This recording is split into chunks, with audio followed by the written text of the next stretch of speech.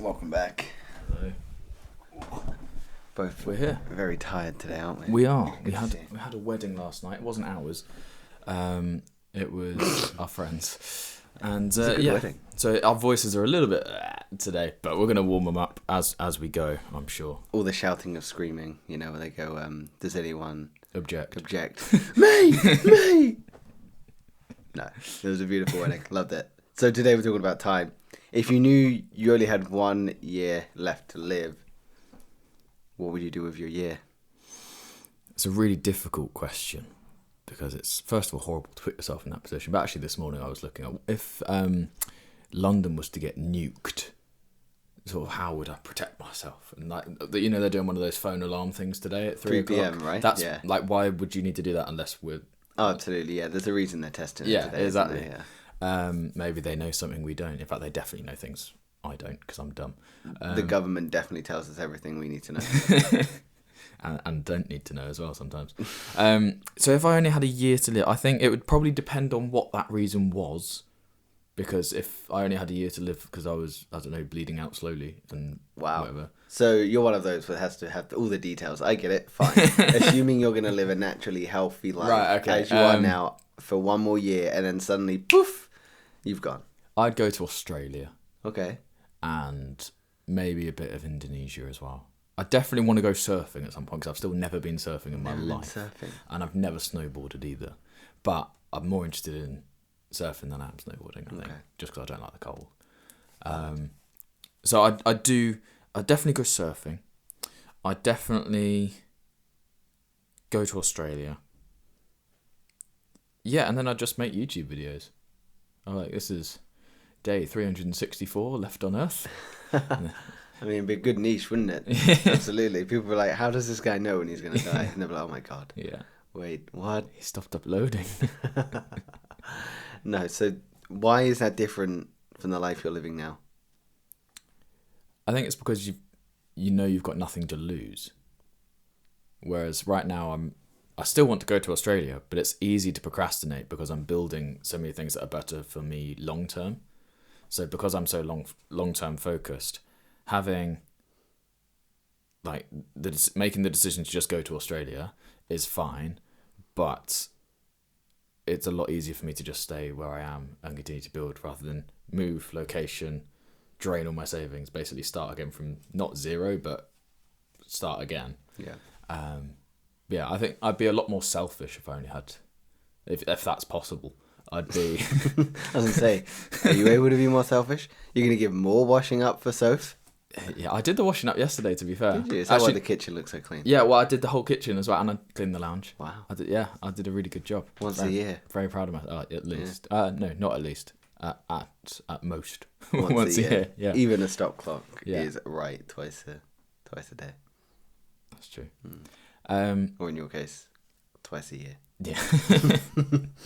But yeah, so I feel like I'd just be more selfish because, okay, you're going to stop me doing, I don't know, going to this sports event or like, I don't know, or I would stop myself going to certain sports events or whatever because I'm just saving money for the future. Whereas now I've only got a year, so therefore I'm just going to spend on things that I'll enjoy while I'm here. So suggesting that a reason a lot of people don't necessarily live completely present-minded is because they are future planning or future proofing? I think so. Or have lived... Because I like to think I'm not a typical case because I've always just saved and not spent. I'm not interested in like materialistic things. Like, yeah, you have a lot. You've got a big financial brain on your shoulders, and you have a lot of financial savvy, which you've tried to impart on a lot of us. Some of us have listened, some of forcibly. us haven't. Yeah. You will invest. You will learn. ETIs. STDs. Okay. I'm tired today. Tell you've been at a wedding. Yeah. Giving them out like candy. Lovely. Anyway, moving on. Speaking of our friends saying that we know exactly when to move on. I didn't jump to like, oh, well, I'd go and drive or buy this car that I've always... like. Materialistic things don't excite me. So you didn't go to possessions? No, I'm not interested in it. It's like, why? It's just a different vehicle. My car does the same thing. Do you think there is a material possession that you would get? No. Oh, maybe an engagement ring for my girlfriend. But that's it. I suppose that's a gift for someone else, though, really, isn't it? Yeah, and I'd only have to put up with her for a year. So it's easy get out of win-win, jail free card, isn't it? Oh God, I'm going to pay for that. Yeah, you are. Yeah. That's assuming she's got 4 minutes in. Yeah. Has continued to listen. It's a good point.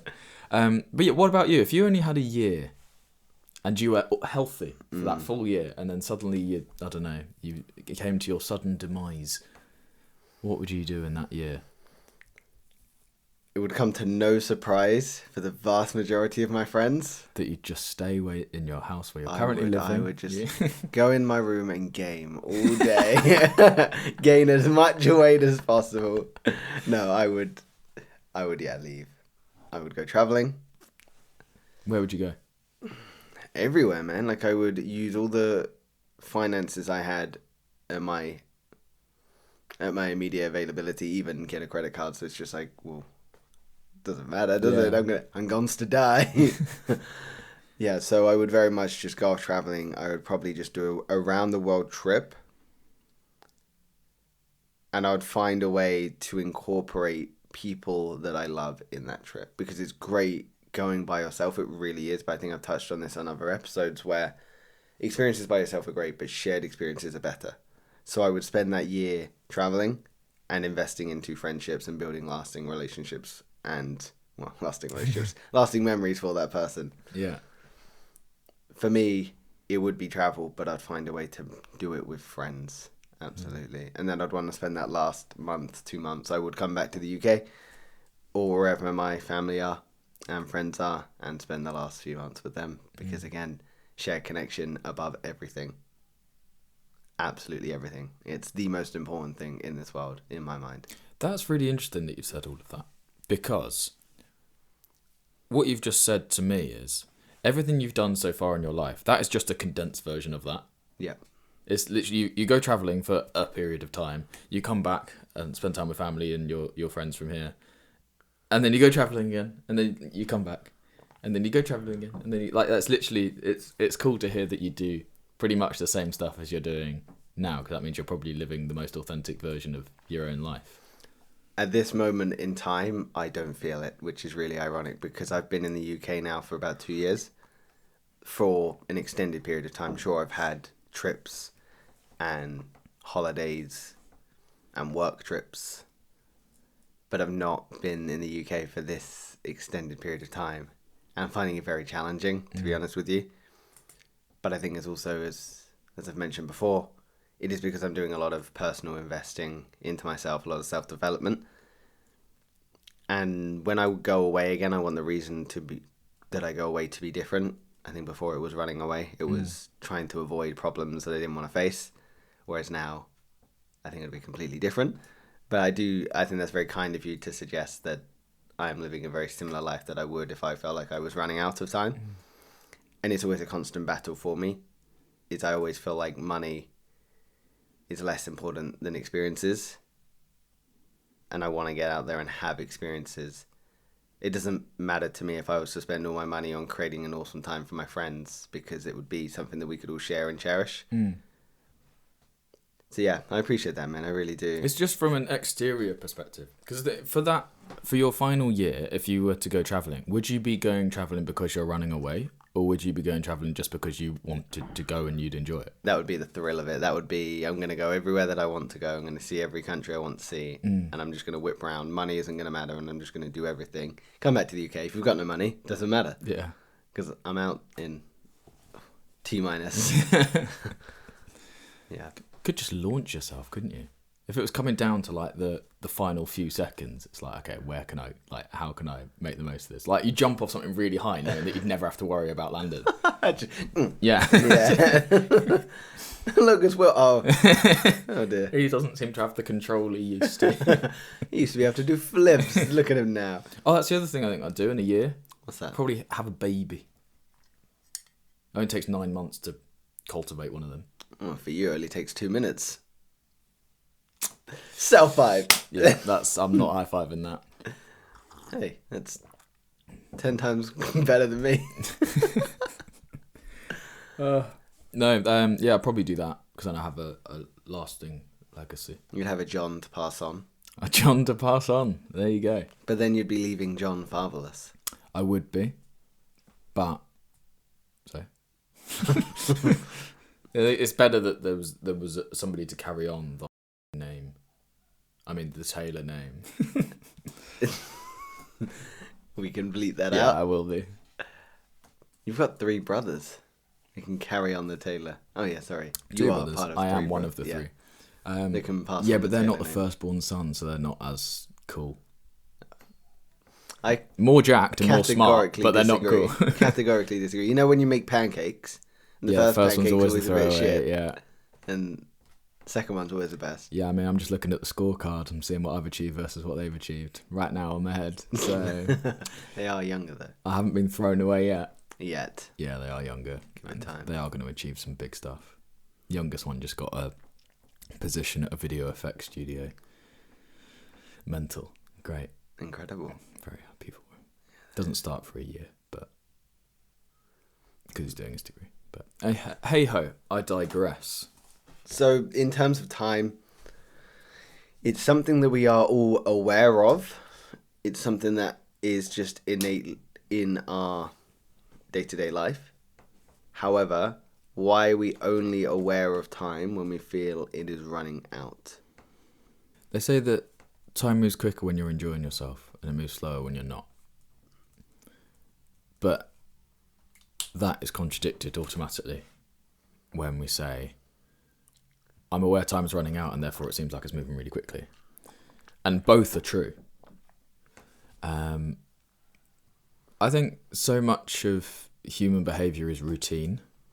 And I think when humans are in a routine, they don't spend time considering what the time is or how quickly today's just gone, because they're just trying to get to Saturday or they're trying to get to Friday night. They say that time goes faster as you get older because you stop having experiences. You get into a routine, and routine allows for monotony and for days to pass without real variation. So if every day is like the last, you're not aware of time passing. Whereas when you're, say, doing something that you love every day, or you're traveling, or you're meeting people, and you create little glimmers in your day, that allows time to pass more slowly. So they say as you get older, time does move quicker, theoretically, as opposed to actually physically. That can't happen. What are your thoughts on that? Because as we get older, we do cultivate less time for new experiences. I'm probably not the person to ask this, just because I just do what I want whenever I want anyway. But it just happens I don't want to do much. But you just said if you had a year to live, you would. Yeah, I would. Surf in Australia. I'd go to Australia. And I am playing devil's advocate. I know this. This is what we're here for. We will pod and poke each other in the most uncomfortable places. Prod me as much as you like, sir. That's off camera. That's a different channel, I think. That's for members only. The prod and poke special. PPS. Yeah. You are a YouTuber. You could theoretically work anywhere. And you said you wanted to go Indo and Australia. You want to learn to surf and you want to learn to snowboard. You could theoretically take YouTube anywhere. Yeah. Why don't you? I think it's considerations of people that are close to me in my life. Like, so my grandparents live in the town that we're in, and I like being able to see them regularly. After they kick it, then it's a lot easier for me to move. Not that I want them to do that anytime soon. Yeah, come on, love. Yeah. Hurry up. I got places to be. You're over 70 now. You're taking the mick. Yeah, really. Jesus, come on. How long are you going to play? I want my inheritance. No, I'll give all my inheritance to... Me. Well, just people who like donate Me. to... Me. Sure. Me. And then my girlfriend's got a job that she really loves, so I don't want to displace her either and put her in a situation where she's just sat at home, like, now what? Yeah. You know? And that's sort of what I like about being in a relationship, because there's friction points, but actually that's how you grow together, and I feel like when you grow together you are stronger, but it's still two parallel lives, basically, and you don't want to go too close to each other. I think I've used that analogy before. Yeah. But yeah, I like that sort of dynamic and everything. But yeah, the other thing is, my life right now is so good. Why risk, like, changing that, you know? I like the fact that I can just call up my grandparents and go for a coffee. I like the fact that when Soph's home, which is never... And when you're not working... I rarely work, me. It is 10 a.m. on a Sunday. And we're working. And I've already done website stuff this morning. Exactly. I saw the look Soph gave me at that wedding when I told her I was coming over at 9 a.m. Just like, well, it was a lay-in. I had a lay-in yesterday. She decided to go and get her eyelashes done. That's, you know, she's their own worst enemy. She could have booked it for the afternoon. She booked it months in advance rather than weeks. Yeah, no, it's just, I like my setup right now. I've got friends in close proximity. I've got family in close proximity. I've got, you know, girlfriend in very close proximity, which is how I like it. Scary. Yeah, PPS. PPS indeed. So yeah, that's probably the thing that's stopping me. And as I say again, I'm building my business as well. It's just like a lot of expense that seems on like an unnecessary luxury expense rather than.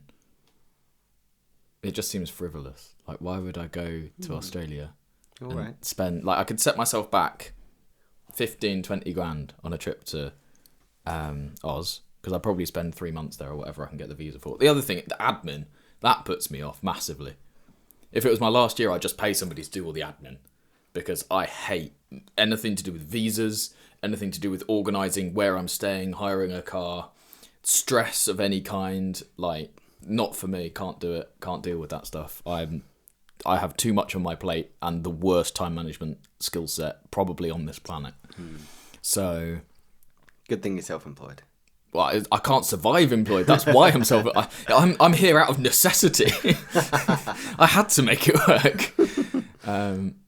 I do think there probably is an element of truth in that, in terms of like I had to make self-employed work because I just have no time management skills. I think, for lack of a better analogy, for you, employment is trying to put a circle in a square hole. You know that game as a kid where you gotta... I think that's just the best analogy I have for you when it comes to employment. It's just, it was never going to fit.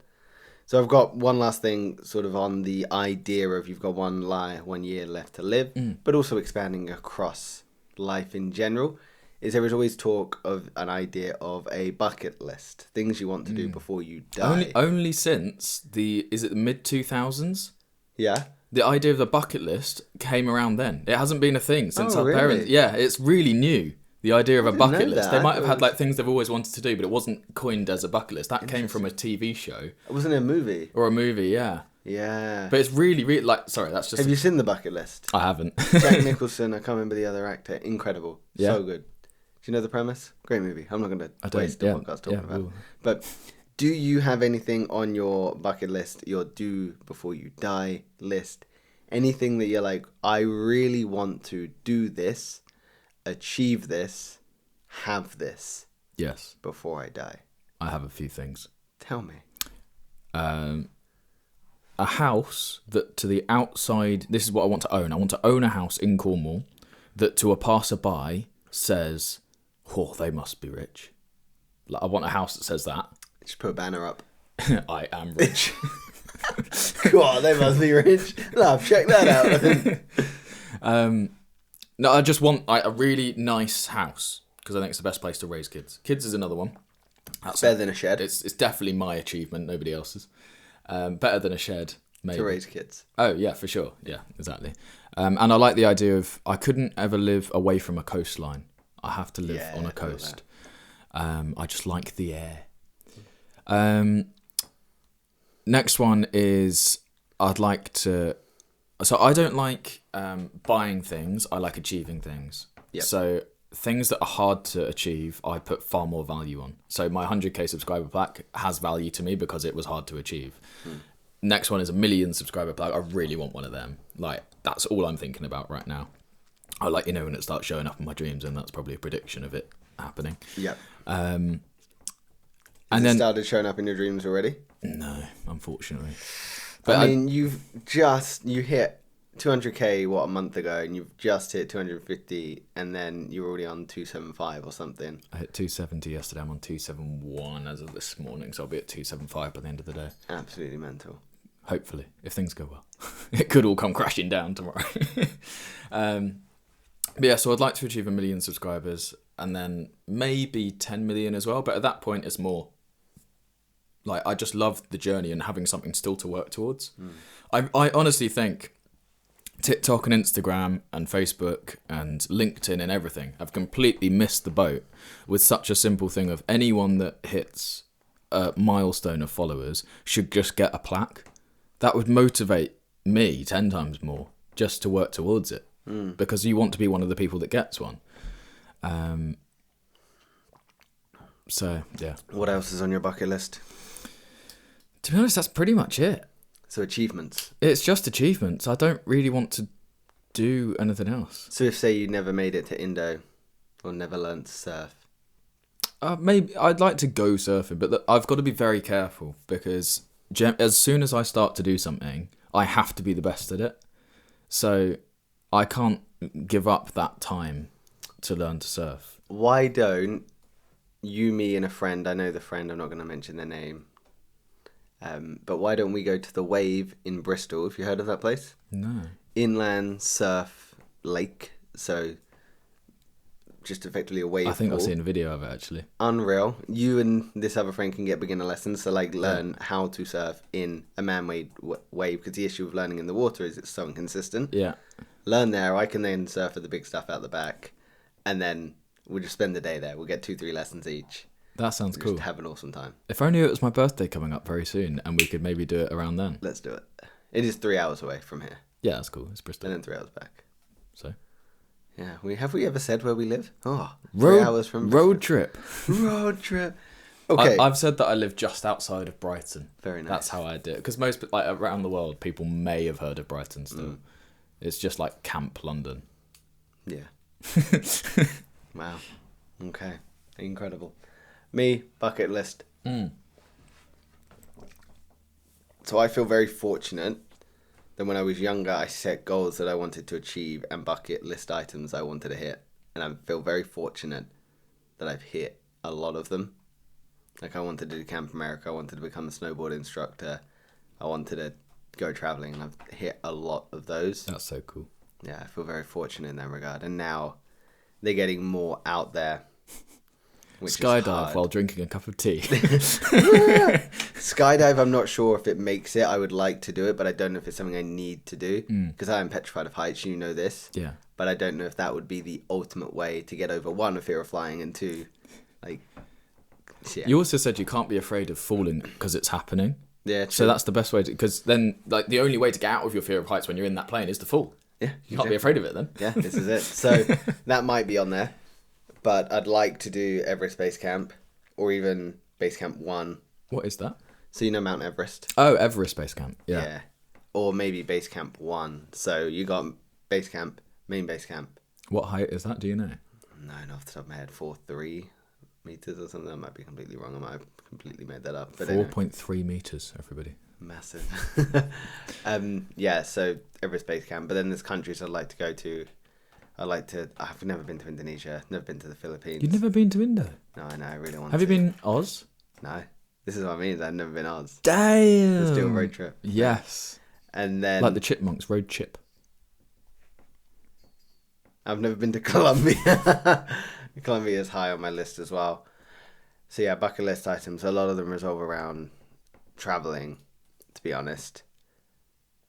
And I need to put more emphasis into try and understand what they are, because I think the last few years have been so introspective for me, the working on myself, then now it's like, okay, what do I outwardly want to achieve again, which is a really great place to be, because again, I feel like I've achieved a lot, but then I have this incredible feeling of always needing more, and I hate it, because no matter what I achieve, I'm never going to achieve what I wanted, and it's horrible. So yeah, that's my bucket list, is more Just one strip of paper in the No, bucket. it makes sense because I think when you achieve things, you realise actually how much more you can achieve. I think it's more of a belief structure than anything else. It's like hitting 100k was like, oh, I can achieve anything I want if I put my mind to it. Now I have evidence. Yeah. And the thing is, whenever you achieve something big or small, it's evidence that you can put your mind towards something and achieve it. And then you do it again, put your mind towards something and achieve it. So suddenly you start building up an overwhelming sense of support behind you that's like, I can just do what I like. So it's just prioritizing, what do I actually want to achieve? Do I want to go really far on one goal, or do I want to have lots of achievements on smaller goals? So it could be, do I want to set up 3 or 4 businesses and get them each to, I don't know, 100k a year? Or do I want to set up one business and get it to 10 million a year? Yeah. It's like, there's not a right or wrong answer. It's just, would you rather be seen as a force in multiple industries or in one industry, you know? It's the same with personal goals as well. It's like, as soon as you surf a 10-foot wave, it's like, oh, I want to go somewhere where there's a 15-foot wave and I want to... 10-foot. The biggest I've been out in is 8, and I felt very uncomfortable. I got out back and went, I shouldn't be here, and spent the rest of the session trying to get in without dying. Nice. It did not go well. I'm still here, but yeah, it was very scary. That was in Jaco in Costa Rica. Damn. Got out back in 8 foot, don't know how I made it out back, and I was like, I'm out of my depth. I should not have done this. Sounds like fun. Yes. So what's your preferred size of wave to surf? 4. 4. 4 foot it's a good height. It's got power. Do you get the Tubes? Yeah, tubes Tubular. at that size? You can. Yeah, it's They're just more smaller. about the actual wave itself. So you might get a 4 foot like hump. Right. So a lot of longboarder waves are more sort of just humps. Like in Indonesia, you'll get some really nice like just humps. You can just ride them forever. But then in places like Costa Rica, they're a lot more punchy. So a lot more like pick you up and dump you, and you've got to be really quick with your like movements. So it's just very much down to the different type of wave. So 4 foot is a good middle ground for me because it's comfortable, but it's still challenging. Like when What would a beginner surf on? 1, 2. Really? Yeah. That seems really easy. We'll film you learning to surf That'd be in cool. Bristol, and we'll make a long form out of it. Yeah, let's do it. That'd be good fun. Locked in. Nice. Love it. Cool. Should we just go now? Yeah, let's just do it. Thank you for... We'll just pick up the cameras. Right, everybody, we're off. I'll tell you what, when we get to 50 subscribers, we'll do it. We'll film it live, and we are currently on 49. I know. I was hoping that would be dramatic. Subscribe, guys. We need 50 because then we can live stream everything. We could live stream that surfing thing. Yeah. So, I would like to get into our personal relationships with time now. And I'm going to start with a quote for you. Time you enjoy wasting is not wasted time. By Bertrand Russell. With that in mind, we are going to talk about wasted time and what wasted time means to us. So I've got a question. I wrote this one out. I thought it was a good question. What's one way you've wasted time recently that you wish you could get back? I'll go first. I'll let you think about it so I can see that's really... it's got you.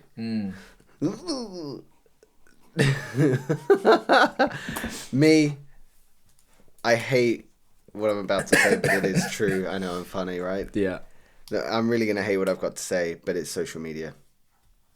I have fallen into the trap of social media. I was off it for about 2 years, and ever since installing it back in, it's just got me.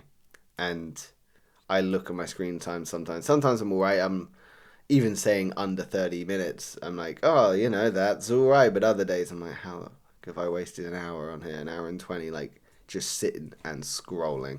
And I think for me, that is where I waste my time predominantly. And you can see a huge correlation between how much time I waste and my mental health. If I'm wasting more time on something that distracts me and gives me easy dopamine, I'm probably not in a good place. But if I feel no need to attach to it, I'm likely in a better place. On the mind of social media, I want to go through the different sort of demographics, and I want you to guess roughly on average how much time they spend on social media. Not screen time, because screen time is naturally very different because people work on screens now. So, social media. Let's start with Gen Z, so 16 to 24-year-olds. How much time they spend on... That is me, yeah. Ugh, Gross. Just. Gross. That's so frustrating. I wanted to be a millennial. Don't align yourself with me. But that was nice. But it seems I was born in 2000. Therefore, see, I should be a millennial because that was in the millennium. No. But 1997 is the cutoff. Yeah. Nuts. So frustrating. 16 to 24-year-olds, Gen Z. How much I spend on social media a day? 4 hours. The one I got here, I can't remember, it's like statistics or something.com or something really simple. Over 3 hours daily. That's all they could really give us. But over 3 hours daily. Millennials, 27 to 42, represent millennials. You guys are all right. It's all my friends. Yeah. I would say 2 hours, 2+. 2 hours 47. Gen X, 43 to 58. I'm wondering if it goes up again. No, I'm going to stick with 2 hours. I reckon 2 hours. 1 hour 53. Oh. And the global average social media daily time. What is the global average? 3. 2 hours 24, which equates to 35 days a year and over 7 years in a lifetime. 35 days a year per person. Yeah, screen time. That's mental. It's absurd. When you think about it, that we are wasting 35 days, a month, a year on social media, and it saddens me that I am also part of that. I'm not sitting here on my high horse like, oh, look at these peasants wasting their time.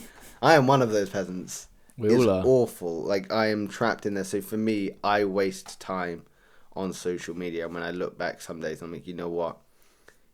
Even if I was to spend all the time I spend on social media on a language app learning Spanish, I probably would be very proficient. I'd probably have conversational to an extent because there's only so much you can learn on an app. But it's unbelievable. That is where I waste my time and I wish I could get back. And I am under no false pretenses. I know exactly that getting that time back is completely in my control. And I'm not going to sit here and play the victim. Well, you could decide, everyone could decide today just to delete all the apps. Exactly. Or get rid of their phone. You don't need a phone, most people. Yeah. You might need like WhatsApp, but you can just get that on your computer. Yeah. And then we'll go back to I'll meet you at 12 o'clock at this place. Emails, yeah. Ed just... Sheeran said he moved to emails back in 2018, I want to say. Wow. Just had a tablet, had no social media on it, nothing. And just emails. And he said the great thing about emails is nobody expects a response straight away. Yeah, that's very true. So it's you're in control. Well, I've adopted this theory that everyone just needs to wait 2 to 3 business days for me to reply. Yeah, that's good. Yeah. So, Will, what's one way you've wasted time recently that you wish you could get back? I was so invested in your thing, I wasn't thinking. Oh, thank you. I should have been. So kind of you. But yeah, social media is mine. Absolutely. So, yeah, for me, it is just getting stuck in that scroll hole. And sometimes it feels great. Sometimes like, wow, that's I'm learning. Good term. Scroll hole. You never heard of scroll hole? No. Doom scrolling, scroll hole. Doom's got brain rot. Yeah. Yeah. Sometimes it feels great. You know, I'm looking at the hole that you're scrolling. I love looking at that. The political arguments of left wing versus right wing, I think, is super interesting, and it can really put some thought-provoking content out there, some great recipes, some great content and motivation. Other times, it's complete and utter trash. And you get lost in it, and you come out and you're like, why was I looking at this frog dancing on a screen for 20 minutes? Yeah.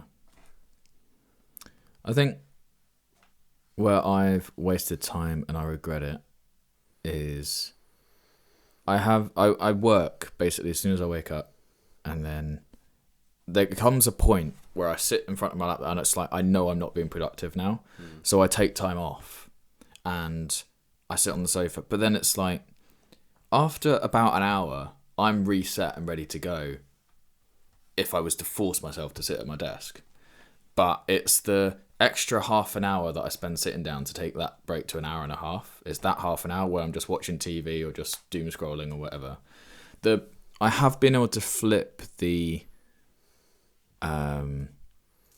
the doom scrolling on its head and made it a bit of a positive, because I can quite easily justify that as I'm working because it's market research.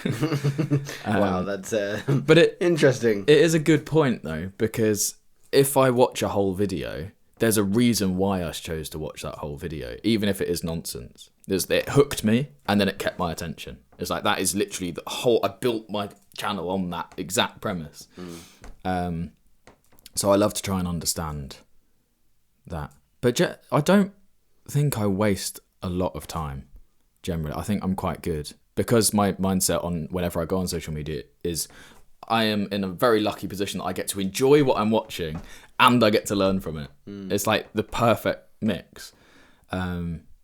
Like somebody who's an accountant, if they were self-employed and doing accountancy and they decided to go and watch a Sidemen video that was 2 hours long, then they can't justify that as being work. Whereas I can watch it and be like, okay, how did they hook me in the first 30 seconds? And then what is the dynamic between all of them throughout the video to keep my attention? And how did they raise the stakes in the video? So I can enjoy it and I can watch it, but I can also think, okay, well, what did you do in that? But it's had an active choice. Because really then you would say that's still not wasted time. That's not you wasting time.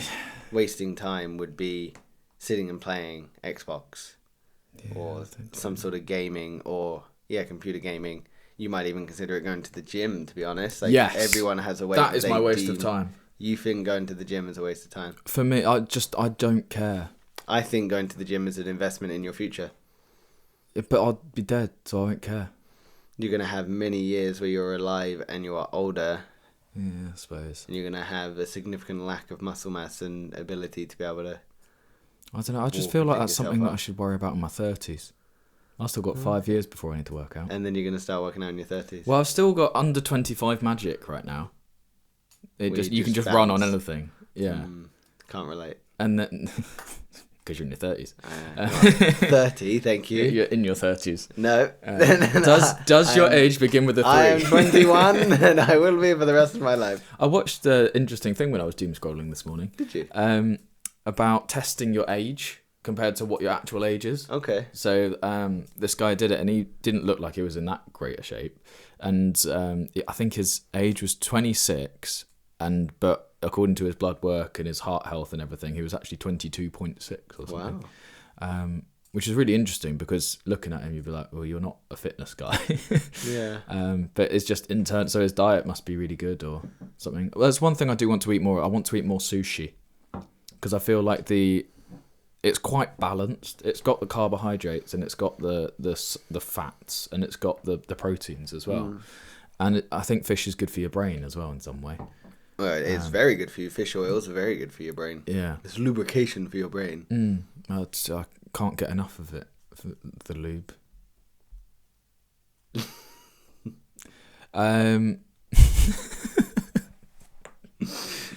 We knew this podcast was a risk. Yeah, we need to not do it on a lack of sleep. Yeah. So you feel going to the gym for you right now is a waste of time? Well, I know it has its place. And actually, to be fair, my girlfriend pointed this out to me, because we only ever go to the gym together, because Sob motivated myself just to go to the gym by myself. I can't work out by myself. I have to work out with others. It's because it needs to be a social thing to keep me there. Yeah. Like, otherwise, I'm just like, okay, yeah, I've done that, and I could probably get another set out of myself. But why do I've gone to the gym. You want to do leg day with me tomorrow morning? 6:30. Oh God! You see, this is the other thing. Why do people who go to the gym early, like? How are you going to get I was chatting with someone at the gym. She said she goes... at the wedding. She said she goes to the gym at 5 a.m. Yeah, but why? I don't know. Just sort your life out. Like, there's hours in the day. And sleep, as you know, because you go to sleep very early, like some sort of baby. I love my sleep. Sleep is so important, yes, man. you need to recover. Exactly. Do not get good sleep. I cannot understand. Why wake up at 6:30 or earlier so you can get to the gym for 6:30? But I've gone to the bed. I've gone to the bed. I've gone to the bed early, so I've still got a good 8 hours. And nothing good happens past 9 o'clock, unless it's an event. What do most people do past that time at night? Yeah, no, I agree. They don't do anything. Yeah, sit and scroll, sit and watch TV, or useless crap, or they binge eat whatever they want. People don't do much in the evenings, whereas 6 a.m., great time to go to the gym. Still 3 hours before work, go to the gym, bash it out. Finish work, Does go that for a walk. impact your energy for the rest of the day? The days where I have to get up at 5 a.m. to go to the gym, I'll answer tomorrow. No, some days, yes, but it's very much understanding oneself. And again, that's sometimes where discipline comes in, but it's also sometimes where rest and relaxation comes in, because it's really easy to say, no, I'm not tired, and just push through. But other times you need to understand your body is actually telling you it needs to rest. Yeah. Like I scheduled in today on paper a double session, like a run and a gym. I think I'm not going to do the run because realistically I won't have the energy or the capability to do both. So in terms of wasted time, is a good way to almost think about it as like a procrastination trap. So times when you delayed something important, a career opportunity, a conversation with a loved one, and felt regret is a good way to understand wasted time. Yeah. So if you're ever feeling about regret about time you have invested when you know it could have gone elsewhere, that's often a time where you can consider it wasted. Yeah, I procrastinate a lot, specifically with one thing to do with YouTube, which is setting up the LLC. Oh yeah, Procrastinating. you've been talking about that for years. No, A month, singular. a month, I think, maybe less. The problem is it's a big risk because it's not only the cost of setting up the LLC and all of that stuff. It's also once I move my YouTube AdSense to that LLC, if there's some sort of problem, that's all my income gone. So it's quite scary. Yeah, there's a big investment. And you can't do a 50-50 split on I want half my AdSense paid to this account and half my AdSense paid to this one. It's like you've got to just 100% all in. Yeah. And I'm sure you can change it back, but the thing is if the payment gets locked up in about an American account, I can't get that out, so I've still lost that money. And then even if I switch it over for the next month, it's like I'm still waiting for that money for ages. So yeah, it's multi-layered, but I like to think I procrastinate for good reasons, and if I am procrastinating, it's usually because there's something wrong. I don't just procrastinate because I don't want to do something. I love sitting down and doing stuff I don't want to do. I like solving problems. Yeah, no, I don't. I hate it, but I love the result of having solved the problem. Well, yeah. So this is a lot of what Alex Hormozy, Chris Williamson, Mark Manson will talk about. Is like the result is only 5% of it. In reality, you have to love the process.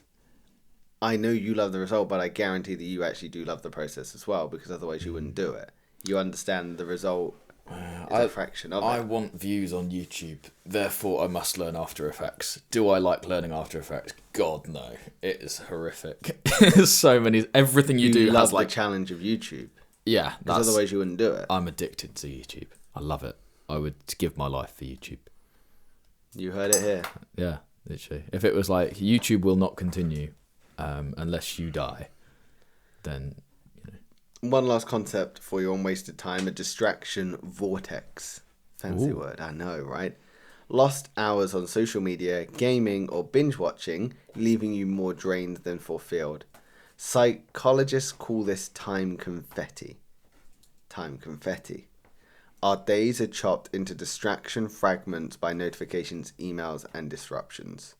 That was by someone's name I cannot pronounce in 2020. So the idea of time confetti, where we are focused, we are locked in, I'm working, check my phone, and then on average it takes you another 23 minutes to refocus on the thing you were focused on. Damn. That's what I mean by time confetti. So again, we need to be so aware of our distractions in our life. That's why Alex Hormozy, I think, works in a completely black room that has no windows and completely no distractions. Soulless, I wouldn't want that. He wears earplugs and then headphones on top of his earplugs with no music playing. I would hate that. Like some sort of sociopath. Yeah, that's it. I couldn't think of a more appropriate word. Yeah, so when it comes to time confetti, it's just those little distractions that pull us away from ultimately what we need to be doing. Those distractions, those lost hours that just seep across days and days and days and don't align with your end purpose. Time well spent. So let's look at the other side of the coin. We're going to flip it over. Bing. What is it? Heads. Always heads. So, Will, what's one moment where you thought, this is exactly how I was meant to spend my time. What's one moment I thought, this is exactly how I was supposed to...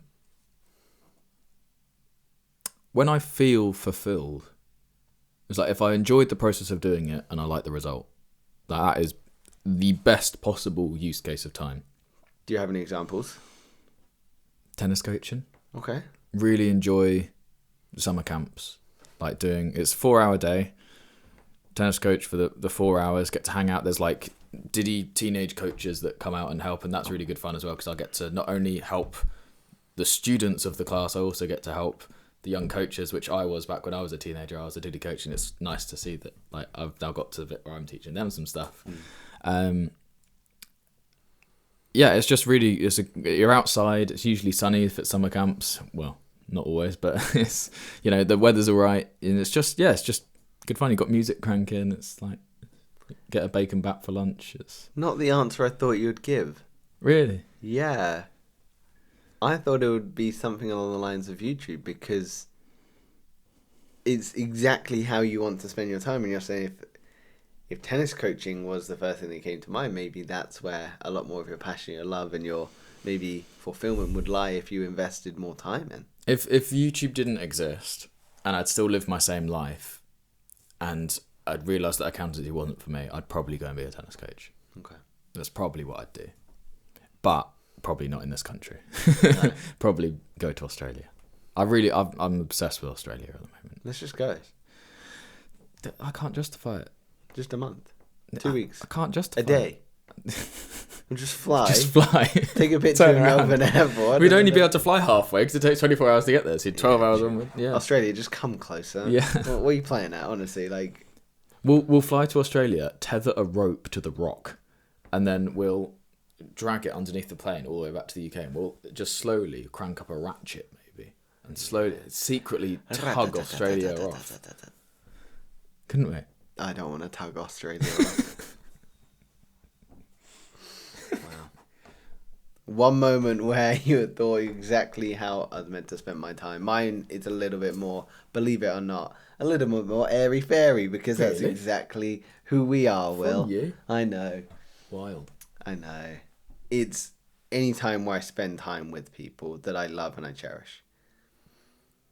Which is ironic because I do find sometimes conversation really hard, and putting myself out there and connecting with people is a new challenge, especially new people. But when you find people that you connect with, you vibe with, like, wow, this is awesome. This is magical. Like the wedding yesterday. Shout out these people that got married. I'm not going to use your names because. When I went to Scotland, I really liked as well. That was so good. When Oh, stop! Yeah, 10 out of 10. Yeah, absolutely. And when that dick, yeah, and when pulled down his trousers, it was. Anyway. Yeah, Stephen's really awesome. Yeah, so spending time with people. When I went to Scotland, connecting with my friends there, I'm like, this just fills me with so much joy. I would love to create a world where we don't have to work and we can just connect with everyone all the time. But that's not. UBI. Yeah, it's not grounded in reality. Yet. I think it could be one day. Okay. Genuinely do. So yeah, I think, but in a more sort of grounded sense, exactly what I was meant to be doing. I would say that I've never had that when surfing or snowboarding, which is ironic because I am a snowboard instructor, but there's times I'm like, what, I love this, but this is really challenging. It's taking all my patience, it's taking all my love to get this information across to these people. Even when you're teaching people that are good and are to a high standard. However, I also think it's different when you're teaching people you love and care about. Like when I was teaching my ex, if I ever teach you, I'd be like, you know what? Yeah. This would be sick. Well, just be more jokes, because also if I fall over, it's twice as funny if you see me fall over. There's less pressure because I don't care if you get hurt. Yeah. I wouldn't want to fall over snowboarding and smash my helmet up, for example. Stop it. Insert video clip here. Is it actually my goggles? Thank you. Yeah. I do get a lot of enjoyment currently from what we're doing here as well. And I'd be curious to see how that manifests over time, which is really cool. Yeah. So positive psychology research shows that people feel most satisfied when time is spent in flow states. And again, big word of a psychologist I can't pronounce from 1990. So flow states can vary from time to time and people to people. Do you have something that you would connect with as a flow state where you feel that you are most satisfied and time is almost irrelevant? Yeah, it happens one day a week. Tell me. It's not always the same day in the week, but I reckon in every rolling 7-day period, I have at least one day where I can just work and get 10 times the amount of work done that I'd get done on any other day that week. And it'll be, I sit down on my computer and I just work and I look at the time and suddenly it's like 9 p.m. Or Soph will call me because she's on her way home and she started work at 7 and I've been working all the way, like I haven't eaten, haven't got up from my desk, haven't drank anything unless it was like the water that was there. I might have been to the loo once and maybe got a water. That just happens one day a week. And on those days, I can just get anything and everything done. And it's usually, I think, the more I let stuff build up, and then so that my body just knows I need to have one of those days to help like clear everything out and make sure that everything's sorted. So it's almost like a detox in many ways because you allow yourself to work through all the challenges, not detox in the hippie mindset of like, oh, I'm going to drink a tea and then go dance in the sunlight and ground myself in earth, which are all really helpful things except for the tea that can f*** off. And the earth. No, grounding is super important. But detox in the sense of you've got a challenge and you are just going to power through that challenge. You're going to head down and lock in and you're just going to reach that state of flow where you're just like, wow, I'm in. But I don't even think, like, when you're in it, you don't even think about it. Because no, you're that's just, the point, yeah, it's like, I just sit down and suddenly I just look up and, whoa, it's like dark outside. Like, genuinely just don't know where the time goes. 'Cause I think it's because my day can be so different as well. If I start in the morning responding to emails and brands and reaching out to brands and then fix my website, check the impressions that went through to the website, make sure that there's no problems with that, and then go and make 2 videos, edit those 2 videos, realize I need to edit a podcast, like there's so many different changes throughout the day. It's really easy for me to just stay locked in. Yeah. Not to mention then learning After Effects, which is a ball ache. But yesterday's video got 100% watch time and 72% of people stayed to watch it. Best thing. And it was 31-second video as well. Unreal. Insane. I was so happy with it. So good. Yeah. I don't think I've seen that one yet. I used an After Effects thing in it. I'll have a look. The it's very subtle because I know the temptation is to overdo it when you get new effects things like bang, boof, Banana. Oh Jesus! I'm gonna have to now put in After Effects stuff as well now. Oh no, I only know how to do one effect at the moment, which is banana. No, you have text. And it has, it could be anything. It could be this microphone, and you just give it like a glimmer, like shing, like a nice light goes across it. But you can change what color that light is. So if I want this to highlight, like I'll do it in the video, but I have to do it post exporting from my thing because it's just like the effects. It's really difficult to edit the full thing. So if I want, I just realized nobody can hear me now. This will now glow blue now, and it will glow green now, and it will glow yellow now, and they think that's really cool, and you need to react as if that was really cool. Sorry, do it again. Blue. Wow. Yeah, see. Ah. Insane. It's a ball ache. Okay. So flow state for you is when you not necessarily are grounded in productivity, but you're able to reach a flow state to achieve peak productivity. Yeah, and I don't know if this is how everyone marks productivity, but I see productivity as you have something to show for it at the end of the day. Anybody who says, I've spent the day working on YouTube and don't have a video to show for it, or like at least a short is what I mean. Like a long form video can take multiple weeks to make if you're like really going ham on it.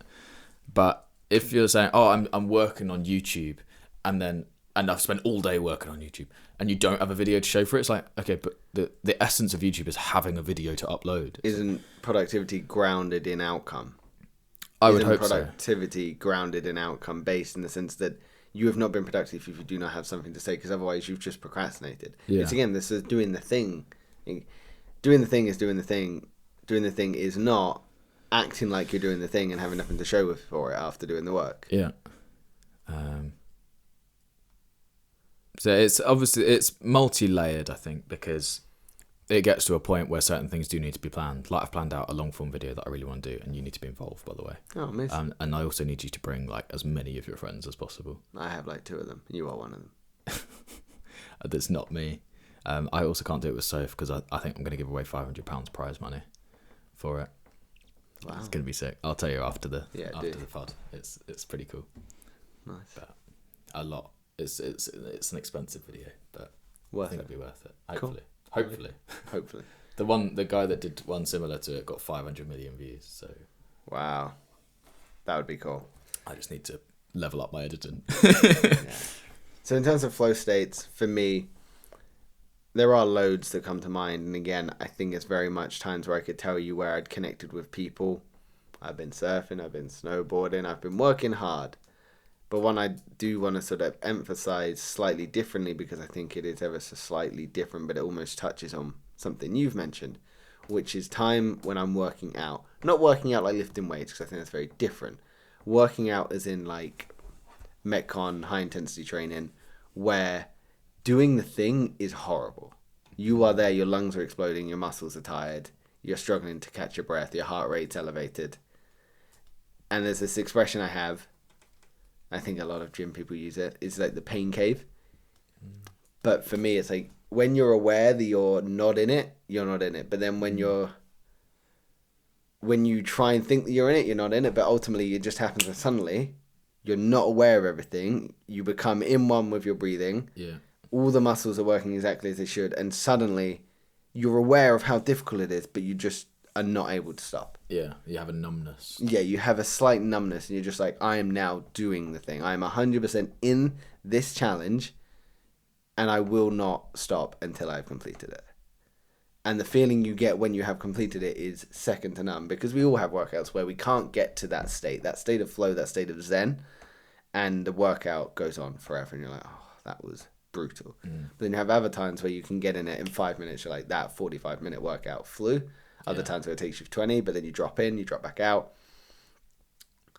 Sometimes we think that time well spent needs to be sometimes invertly positive, or the act of doing the challenge is positive, or it's not even a challenge, it's just an achievement-based reality, which is true, but sometimes the goal you're achieving has to come with challenges, and the flow comes from doing the challenges, being head first, diving in, and committing. What role do you think commitment plays into getting into a flow state? I don't think you can if you're not committed. Can't get into a flow state if you're not committed. Yeah. Like you need, first of all, to get into a flow state, you need to be working towards some sort of objective, I think. I don't think you can be, because what would be the reason to be in flow state? Is there a reason to be in flow state if you're not? Because you could maybe get into a flow state when you're driving, but you're trying to get somewhere physically.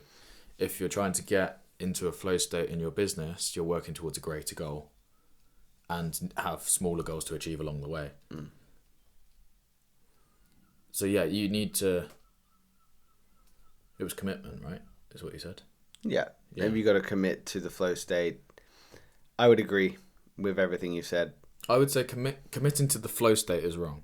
I'd say commit to the work. Yes. And the flow state comes. Agreed. It's like saying, I would get more views on my video if I had more subscribers. It's like, no, you get more views on your video if you made a good video. And you don't get the subscribers without making the good videos, So you got to commit to the work, commit to the challenge, and the flow state will come. And then that comes into what we were speaking about previously, of the wasted time and the distractions and the procrastination and the distractions, which is we are constantly living in a world where my phone might buzz, my watch might go off, someone might be at the door, might get an email, and we've got a million things pulling us away, that sometimes to get in that flow state, it does require, and I think this is coined by Gen Zs, of the lock-in, you've just got to lock in, which I think for different generations is just committing. You've got to actively choose to commit to the challenge that's in front of you. And that is where the work is. That is where you're going to grow. That is where you can continue to see the most results. And that invested time is not going to be wasted time. Yeah.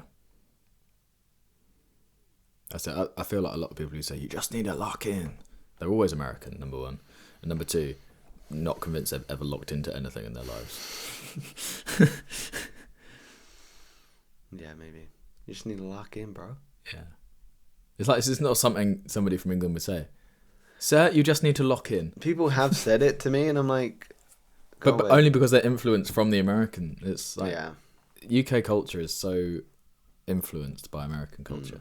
Do you know the thing? Yeah, lock in annoys me, and it's not that deep annoys me. But it's not that deep. I'm like... Just say it's not a big deal. Yeah. Or, what's the other one? All my days. All my days. It's like, what about your days? Tell me about Like, your days. Let's like, converse about your days. So, well, I've got 2 quotes to end with. One I'm going to end here, but the second one I'm going to say again at the beginning of part 2. Bertrand Russell, time you enjoy wasting is not wasted time. I said that at the beginning, and I'm going to say it again now because, again, I think it's really, really important to consider how we spend our time. And sometimes we are getting so focused on how we invest our time that sometimes enjoying wasting time is not wasted time. Well, it's just enjoying time. It's like when it's the essence of that quote, I think, is if you're enjoying yourself, no matter what the thing was, it wasn't wasted time. Yeah. Then my last one, I used to love The Walking Dead.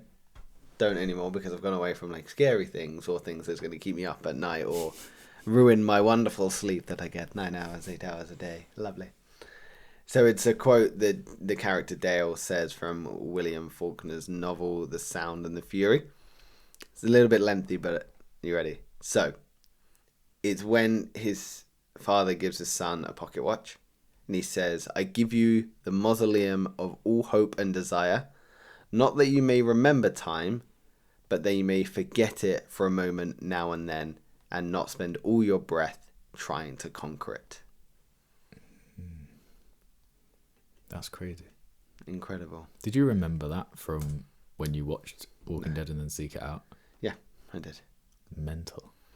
So yeah, I think we need to remember that time is always going there, and it is something we can't conquer. It's just a case of trying to forget time in the best way possible. But it's what makes us human. Yeah. Very true.